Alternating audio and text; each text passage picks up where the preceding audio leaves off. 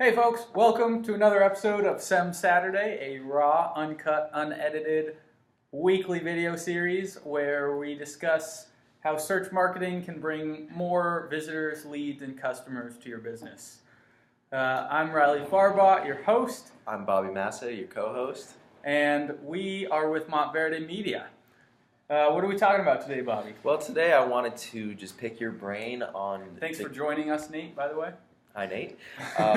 Today I just wanted to pick your brain on the keyword research process, since that's the first process of creating SEO worthy content. Sure, yeah. So I think maybe the last 2 or possibly 3 episodes have been about content marketing. Mm-hmm. And we discussed how you want to create content that people are searching for, content that is in demand. You don't want to be producing content that no one cares about, no one's going to read. Mm-hmm. So keyword research helps you work towards that. And, it's still not going to be 100% effective. It's not going to be every piece of content you put out is going to be, is going to drive a bunch of traffic.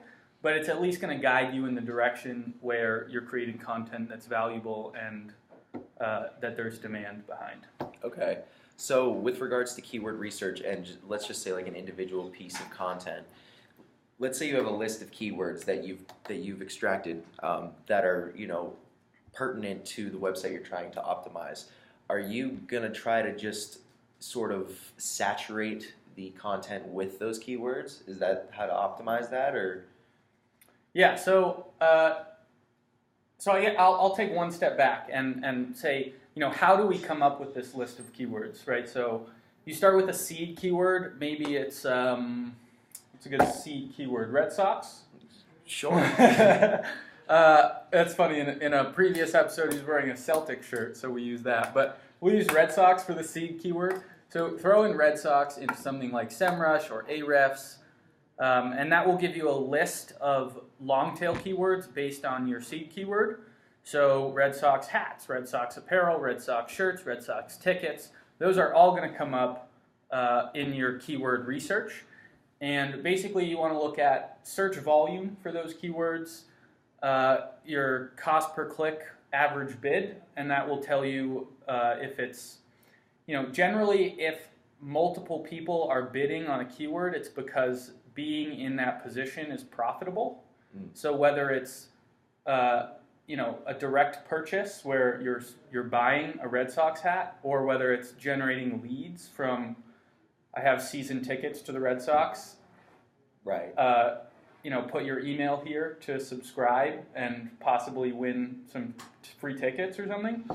Whatever it is, that spot is valuable. And you can get that data from one of these keyword research tools. There's a bunch of them out there. SEMrush and Ahrefs are my favorites. So they'll give you search volume, cost per click, keyword difficulty, which is kind of an arbitrary metric that's supposed to tell you how difficult it is to actually rank there organically. And if you're seeing high cost per clicks, you're probably going to see a high keyword difficulty as well. Okay. So with cost per clicks, is that related to more like AdWords advertising? So you're sort of paying to come right up to the top on the right when somebody types in a certain query? Yeah, exactly. So, we're doing the keyword research, and there's a lot of overlap between organic and paid search. It's search marketing. That's what we do. But in terms of, so back to your original question of, once we have that list of keywords, how do we optimize for one or a set of them or all of them? Right. What do we do with it? So we have this list of keywords off the seed keyword Red Sox, right? So we have Red Sox, tickets, hats, apparel, shirts, shoes. I don't know, do people search Red Sox shoes? Get back to us on that. Red Sox. Let us know. Yeah, good point. So basically we're going to want to group these keywords into topics and subsections. So Red Sox hat, Red Sox fitted hat, Red Sox snapback hat. We could maybe group those into one keyword group, we'll call it. and then create a piece of content that's optimized for that group of keywords. Now, if it was Red Sox hats, I would probably suggest separate URLs for the fitted and snapbacks, just because if you're searching fitted hats, you don't want to see snapbacks. But so how do we actually optimize a piece of content to rank for these keywords? Let's hear your thoughts off the bat, and then I'll jump in and give my take. Well, the way I do it is, I start off with a group of keywords, and from that, I start like searching between them and seeing what comes up in the results page, especially as like the first result. I kind of consider that the competition. And then once I kind of ratchet down the idea of like the content, like what it's going to be focused on, I would think just like I was saying, like saturating the content with those certain keywords, and maybe even like throwing like a hyperlink into a couple of those like keyword phrases, external linking to a high authority website. That would be my best guess. Yeah, no, I think that's well said. One of the challenges that I've encountered working with writers, and whether it's internal writers like Bobby or external writers from someone's unique team, is that some writers will say, well, how long does this piece of content have to be that I'm optimizing this keyword for?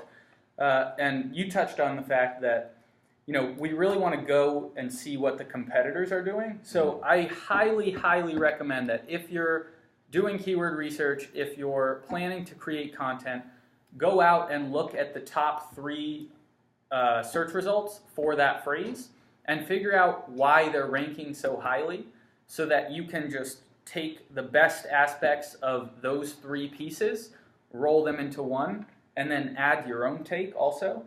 And another thing you can do is go into each one of those individual pages that's ranking, take the top 3, throw them into a tool like Majestic or Ahrefs to see what backlinks they have, and then you can actually reach out to the websites that link to those articles, and you can say, hey, I just produced a piece of content very similar to the one you linked to, but it's better. So I think your audience would appreciate my article more than the one that's ranking.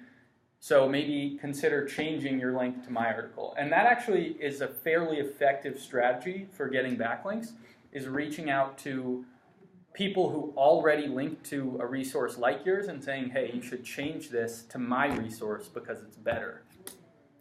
That's an interesting way of going about it.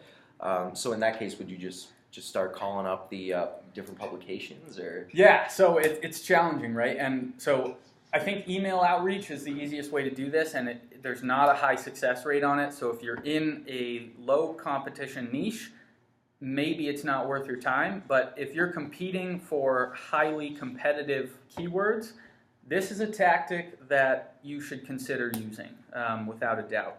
And then, so that kind of plays into the off-page SEO, but Bobby was asking earlier about the on-page SEO, and how do you rank a single page? How do you optimize a single piece of content to rank highly for a given keyword?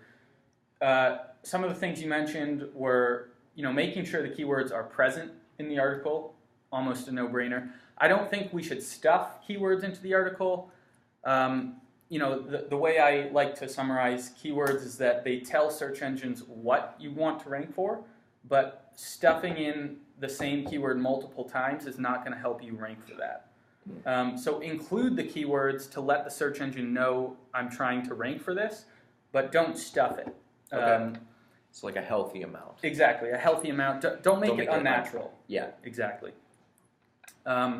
And then a few other tips that I would offer is include keywords in your header tags and construct a clear header hierarchy, right? So the title of your post is going to be your H1 tag, and then use your H2s, your H3s, and maybe H4s as another organization tool where you can say, Red Sox hats, H1, H2, fitted Red Sox hats, H2, snapback Red Sox hats. It's a good way to organize all your content into categories and subcategories and kind of have like that hierarchy established. It makes it a lot easier for the Google crawlers too to understand what it is that posting. It helps the Google crawler to understand your content, and it helps the user because users don't have all day. They want to scan through your content. So anything you can do to make your content more scannable, whether it's adding header tags or diversifying your text with bulleted or numbered lists,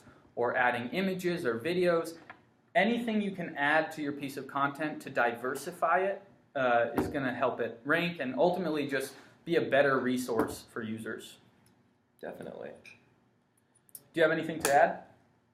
I mean, I think that we definitely covered the keyword research. Is there anything else you feel like we should definitely know about keyword research before we? So we service a lot of e-commerce clients. If you're in e-commerce particularly, look for those buyer-specific keywords. So buy Red Sox hats. That's an obvious signal that that person wants to buy. And if you're not optimizing for that, you're missing out. Yeah, like if the keyword is buy, don't make it super difficult. And we're trying to drive revenue here. So yeah, don't make it hard sure for that them the to people purchase the tickets. Exactly. The people that are buying, make sure that you're putting yourself in front of those people. It's a no-brainer. I think I think maybe it's intuitive, maybe it's not, but a lot of what I see with a lot of people who do keyword research is that they have Red Sox hats, Red Sox shirts, but they don't have buyer-specific keywords, and it's just another valuable aspect of keyword research and SEO in general. Very true. The other thing, real quick, before we hop off, is we talked about header tags, we talked about links and internal linking as well. We didn't touch on that, but we'll get to that in another future episode. Yeah. Is your meta titles and your meta description as well. If you're optimizing for Red Sox hats, the H1 is going to be Red Sox hats, but maybe the meta title is buy Red Sox hats. So then you're targeting both the root keyword of Red Sox hats and that buyer-specific long tail. Very true. And you want to make sure, just in general, that with meta descriptions, like it's popping up with a very clear, concise message of what the user's going to get to when they come upon your page. Yeah, that's well said. And I actually just had a conversation with a client today who was like, we need more keywords in our meta description. And this is up in the air, right? Because the content of the meta description is not a ranking factor, we think. But having the relevant keywords in your meta description may increase click-through rates. So it's a double-edged sword. You're not supposed to have to stuff your meta descriptions with keywords, but can it help? Maybe. All right, that's where we're going to end it today. Hope you guys enjoyed, got some value, and catch us on the next SEM Saturday. See you next week.